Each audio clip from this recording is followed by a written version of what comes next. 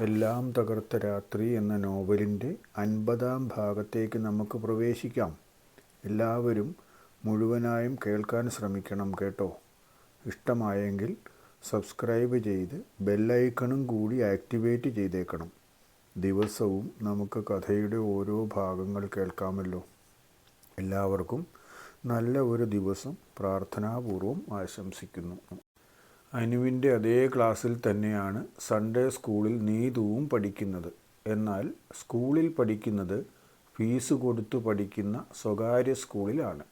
സിസ്റ്റർമാർ നടത്തുന്ന ഒരു English medium സ്കൂളാണത്. അവിടെ കുറച്ചുകൂടി സ്റ്റാൻഡേർഡ് ഉണ്ട് എന്നാണ് പൊതുവെ പറയപ്പെടുന്നത്. അതുകൊണ്ട് സമ്പന്നരായ മാതാപിതാക്കളുടെ കുട്ടികളെല്ലാം അവിടെ പഠിക്കുന്നു. സാധാരണക്കാരായ കുട്ടികളും അതിലും താഴെയുള്ളവരും എയ്ഡഡ് സ്കൂളുകളിലുമാണ് അന്ന് പഠിച്ചുകൊണ്ടിരുന്നത്. അനുവും സ്നേഹയും ഒക്കെ എയ്ഡഡ് സ്കൂളിലാണ്. എയ്ഡഡ് സ്കൂളിൽ പഠിക്കുന്നവരോട് ഇങ്ങനെയുള്ളവർക്ക് ചെറിയ തോതിൽ ഒരു അവഗണനയും പുച്ഛവും ഉണ്ട് എന്നതും ശരിയാണ്. എന്നാലും അത് പുറത്തു പറയാറില്ല. കാരണം സഭയുടെ മാനേജ്മെൻറ്റ് സ്കൂളിൽ തന്നെയാണ് അവരും പഠിക്കുന്നത്. നീതുവിനന്ന് വേദപാഠ ക്ലാസ് തുടങ്ങുന്നതിന് മുൻപ് കിച്ചുവിനെ കാണാനേ കഴിഞ്ഞില്ല. ഒരു പ്രാവശ്യം നോക്കിയപ്പോൾ അനുവും കിച്ചുവുമായി കാര്യമായ വർത്തമാനമാണ്. കൊഞ്ചിക്കുഴഞ്ഞ് ഭയങ്കര സന്തോഷത്തിലാണ് അനു. അത് നീതു എങ്ങനെ സഹിക്കും? അതുകൊണ്ടായിരിക്കാം അവൾക്കതങ്ങ് തീരെ രസിച്ചില്ല. എന്നാലും മറ്റൊരാളുടെ കാര്യത്തിൽ ഇടപെടുന്നതിന് ഒരു പരിധിയുണ്ടല്ലോ. അതും താൻ തന്നെ ആഗ്രഹം ഇതുവരെ അവനോട് പറഞ്ഞിട്ട് പോലുമില്ല. അവൻ ആഗ്രഹം ഇങ്ങോട്ടും പറഞ്ഞിട്ടില്ല. അപ്പോൾ പിന്നെ സ്വന്തമെന്ന് പറയുന്നതിൽ അത്രയൊന്നും അർത്ഥമില്ല. അതുകൊണ്ട് ഇപ്പോൾ തൽക്കാലം ക്ഷമിക്കുന്നതാണ് നല്ലത്. എന്തായാലും ഇവളെക്കൊണ്ട് ഞാനത് തീറ്റിക്കില്ല. എന്തെല്ലാം നഷ്ടങ്ങൾ സഹിക്കേണ്ടി വന്നാലും താൻ അവൻ്റെ കൂടെ തന്നെ പോകും. അതിനുള്ള വഴി എന്തെങ്കിലും ആലോചിച്ച് കണ്ടുപിടിക്കേണ്ടിയിരിക്കുന്നു. സ്കൂളിലും സൺഡേ സ്കൂളിലും നീതുവിൻ്റെ ചങ്ങാതിയാണ് ജാൻസി. അവളോട് മാത്രം ഇക്കാര്യം ചെറുതായി സൂചിപ്പിച്ചിട്ടുണ്ട്. ജാൻസി ശക്തിയായി എതിർക്കുകയാണ് ചെയ്തത്. നീ എന്ത് കണ്ടിട്ടാ പെണ്ണെ ആ കിച്ചുവിനെ പ്രേമിക്കാൻ ശ്രമിക്കുന്നത്? അത് നിനക്കും ദോഷം ചെയ്യും.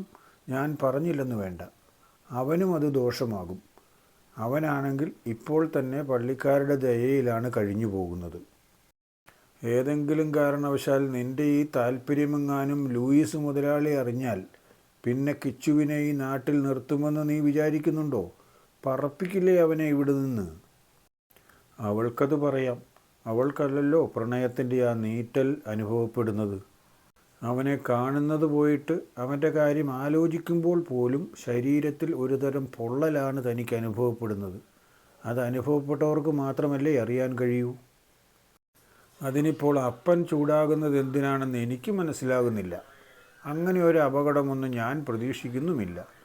ഇന്നോളം എൻ്റെ ആഗ്രഹത്തിനൊന്നും അപ്പൻ എതിര് നിന്നിട്ടില്ല. പിന്നെയല്ലേ ഈ കാര്യം. അതുകൊണ്ട് ഞാൻ നല്ല വിശ്വാസത്തിലാണ് ജാൻസി. കാര്യം നടക്കുമെന്ന് തന്നെയാണ് എൻ്റെ വിശ്വാസം. ഇവൾ ആ പാവം കിച്ചുവിനെ കൊലയ്ക്ക് കൊടുത്തേ അടങ്ങുകയുള്ളൂ. കാര്യത്തിൻ്റെ വരും വരായികകൾ പറഞ്ഞു കൊടുത്താൽ തലയിലേക്ക് കയറില്ല. പിന്നെ എങ്ങനെ പറഞ്ഞ് ബോധ്യപ്പെടുത്തി കൊടുക്കണമെന്ന് തനിക്കറിയില്ല. അനുഭവിക്കട്ടെ, അല്ലാതെ എന്തു ചെയ്യാൻ?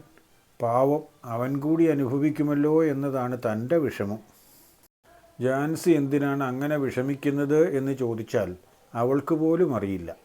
ജാൻസിയുടെ പ്രായത്തിലുള്ള ഏതാണ്ട് എല്ലാ പെൺകുട്ടികൾക്കും തന്നെ കിച്ചുവിനെ ഇഷ്ടമായിരുന്നു എന്നതാണ് സത്യം.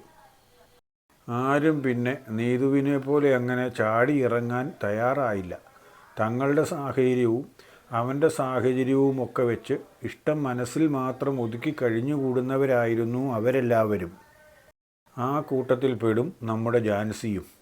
അതുകൊണ്ടാണ് അവൾക്ക് അവനൊരു ദ്രോഹം വരുന്ന കാര്യം ഓർത്തപ്പോൾ ചെറിയ വിഷമം തോന്നിയത്.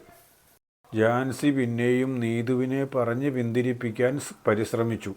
എന്നാൽ ഒരു തരത്തിലും അവൾ വഴങ്ങില്ല എന്ന് കണ്ടപ്പോൾ നീ നിൻ്റെ പാട് നോക്ക് എന്ന് പറഞ്ഞു. ജാൻസി അവളുടെ വഴിക്ക് പോയി. നീതുവിൻ്റെ സ്കൂളിൽ അവളുടെ ഏറ്റവും അടുത്ത കൂട്ടുകാരിയായ ഷാർലറ്റിനോട് നീതു ഈ കാര്യം അവതരിപ്പിച്ചു.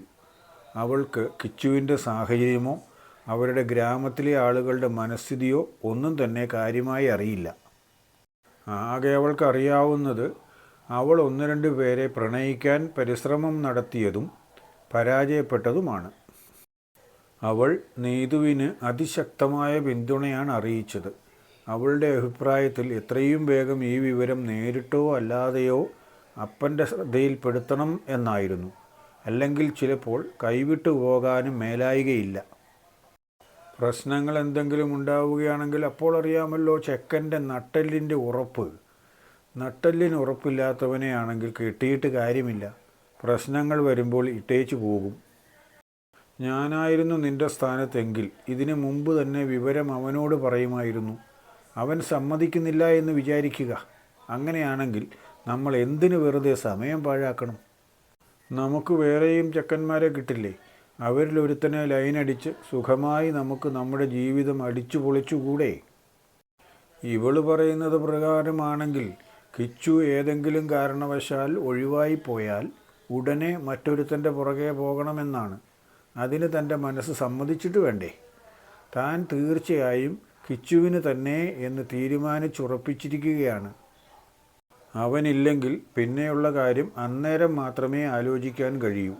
അവനില്ലെങ്കിൽ ജീവിതമില്ല എന്നൊന്നും ഇതുവരെ തീരുമാനിച്ചിട്ടില്ല. എങ്കിലും ഇപ്പോഴുള്ള തീരുമാനത്തിന് വലിയ വ്യത്യാസം കാണില്ല. നീ പറയുന്നത് ശരിയാണ്. വെറും തമാശയ്ക്കായിരുന്നെങ്കിൽ. ഇത് ഞാൻ തമാശയ്ക്ക് വേണ്ടിയല്ല, കാര്യമായി തന്നെയാണ്. എൻ്റെ അപ്പൻ നാട്ടുകാരെ പറ്റിച്ചും മറ്റുമായി ഇഷ്ടം പോലെ പണം ഉണ്ടാക്കി വെച്ചിട്ടുണ്ട്. അപ്പന് പറ്റിയ സ്റ്റാറ്റസുള്ള ഒരുത്തനെയാണ് ഞാൻ കണ്ടുപിടിച്ചതെങ്കിൽ അപ്പൻ സമ്മതിക്കുകയും ചെയ്യും. പക്ഷേ എനിക്ക് വേണ്ടത് സ്റ്റാറ്റസ് അല്ലടി, മനസ്സിനിണങ്ങിയ ഒരു ചെറുക്കനാണ്. ഇക്കാര്യത്തിനിപ്പോൾ പരിഹാരമായി ഒരു മാർഗമേ എനിക്ക് തോന്നുന്നുള്ളൂ. വിവരം എത്രയും വേഗം പരസ്യമാക്കുക. എങ്ങനെയും ഇവളുടെ അപ്പൻ്റെ ചെവിയിൽ ആ കാര്യം എത്തും. അപ്പോൾ കുറേ പൊട്ടലും ചീറ്റലുമൊക്കെ ഉണ്ടാകും. എന്നാലും കാര്യത്തിനൊരു തീരുമാനമാകും. അതാണ് നമ്മൾ പരിഗണിക്കേണ്ട കാര്യം. നിൻ്റെ അപ്പനോട് എത്രയും വേഗം ഈ വിവരം പറയുകയാണെങ്കിൽ അതായിരിക്കും ഇതിനുള്ള ഏറ്റവും എളുപ്പവഴി. നീ അതിനുവേണ്ടി മടിച്ചു നിന്നതുകൊണ്ട് ഒരു കാര്യവുമില്ല. നിൻ്റെ നാട്ടിലുള്ള കുറേ പേരോട് നമുക്ക് ഈ കാര്യം പറയാം. അവർ പറഞ്ഞു കേട്ടത് മറ്റൊരാളിലേക്ക് പകർന്ന് അവസാനം നിൻ്റെ അപ്പൻ്റെ ചെവിയിൽ എത്തിക്കോളും. നീ പറഞ്ഞു എന്നും വേണ്ട. എന്ന് തന്നെയാണെങ്കിലും അപ്പൻ്റെ ചെവിയിൽ എത്താതിരിക്കാൻ പറ്റില്ലല്ലോ. അപ്പോൾ ആ നിലയ്ക്ക് നോക്കുമ്പോൾ അത് നല്ല ആശയമാണ്. അപ്പൻ തന്നോട് വിളിച്ചു ചോദിക്കും. അപ്പോൾ തനിക്ക് ധൈര്യമായി കാര്യങ്ങൾ അങ്ങ് അവതരിപ്പിക്കാൻ പറ്റും. പിന്നെ ഉണ്ടാകാൻ പോകുന്നത് എന്ത് എന്നറിയാനൊക്കില്ല. എന്തായാലും തന്നെ വീട്ടിൽ നിന്ന് ഇറക്കി വിടാനൊന്നും പോകുന്നില്ല. പക്ഷേ കിച്ചുവിനെ ഈ നാട്ടിൽ നിന്ന് ഓടിക്കാനുള്ള വല്ല വഴികളും അപ്പൻ്റെ വക്രബുദ്ധിയിൽ തെളിയുമോ എന്നതാണ് ഒരു പ്രശ്നം. തെളിയില്ല എന്ന് ഒരു തീർച്ചയുമില്ല. അപ്പൻ തീർച്ചയായും എതിർപ്പായിട്ടാണ് വരുന്നതെങ്കിൽ അവനെ പിന്തിരിപ്പിച്ചാൽ മതിയല്ലോ.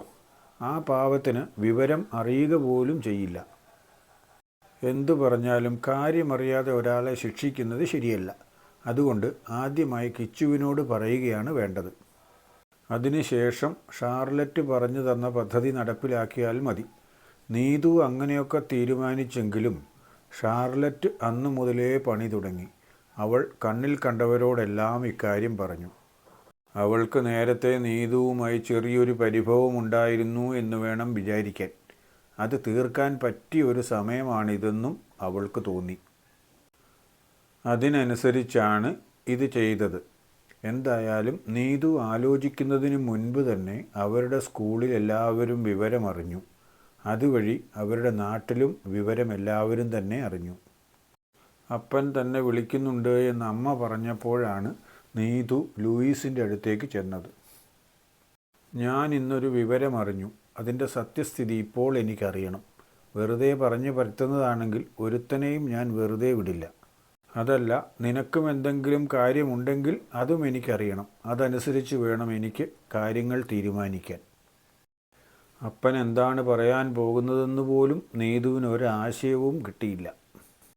കഥ വായിക്കുകയും കേൾക്കുകയും ചെയ്യുമ്പോൾ നിങ്ങൾക്ക് എന്തെങ്കിലുമൊക്കെ അഭിപ്രായങ്ങൾ തോന്നാതിരിക്കില്ലല്ലോ. നിങ്ങൾക്ക് തോന്നുന്ന അഭിപ്രായങ്ങൾ താഴെ കമൻ്റായി രേഖപ്പെടുത്തണം കേട്ടോ.